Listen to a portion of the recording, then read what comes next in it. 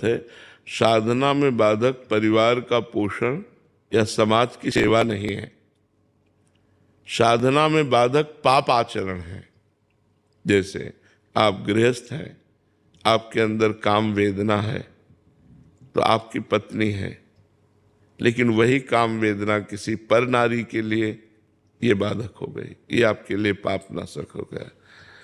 आप गृहस्थ हैं, आपको धन कमाना है, धर्म युक्त अपने कर्तव्य का पालन, किसान हैं, व्यापारी हैं, जो भी हैं, आप अपने धर्म का पालन करते हैं। सबको पता है ये बेईमानी है और ये धर्म है, सबको पता है कि अब मैं बेईमानी कर रहा हूँ, अब मैं धर्म कर रहा हूँ। तो धन कमाना है, हमें धन चाहिए, गृहस्थ है, लेकिन धर्म युक्त आचरण से, पापाचरण से नहीं। तो साधना में पापाचरण, अधर्म का त्याग किया गया है, ना कि धर्म युक्त आचरणों का। अगर धन नहीं होगा तो हम अपने परिवार का पोषण नहीं कर पाएंगे, परिवार का पोषण नहीं कर पाएंगे तो भक्ति कैसे होगी? भाई भजन के लिए भी तो हमारा कर्तव्य कर्म पूरा होना आवश्यक है। अगर कर्तव्य कर्म पूरा ना हुआ तो फिर भजन नहीं होगा। फिर ये भी बात समझ लो, अब घर में गए तो आवश्यकताओं की भरमार है और आप धन कमा नहीं रहे, माला लिए घूम रहे, तो न माला में मन लगेगा क्योंकि अशांति है सब जगह।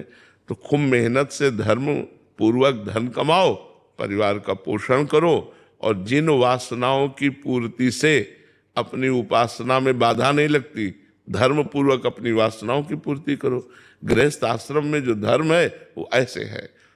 गृहस्थ आश्रम में त्याग प्रधान नहीं है, विरक्त आश्रम में त्याग प्रधान है। गृहस्थ आश्रम में संग्रह प्रधान है, अन्न धन वस्तु आदि का संग्रह करना, परिवार का पोषण करना, भगवान का सुमिरन करना, धर्म पूर्वक विषयों का सेवन करना। ऐसा थोड़ी कि विषयों का त्याग है। आप मान लो आप गृहस्थ हो, अब आप सोचो कि मैं आजीवन ब्रह्मचर्य रहूंगा, तो ये निषेध है, ये नहीं सोचना है। विरक्त के लिए आजीवन ब्रह्मचर्य है, गृहस्थ के लिए समय समय पर पत्नी से सहवास करना धर्म है, वो अधर्म नहीं है। अब एकदम पशुवत आचरण करना तो नहीं। इसी तरह पूरे विषय को ले ले कि धर्म पूर्वक सेवन करना वो हमारे लिए विधि है और अधर्म का निषेध है, अधर्म का त्याग है, तो हमारा परमार्थ बन जाएगा।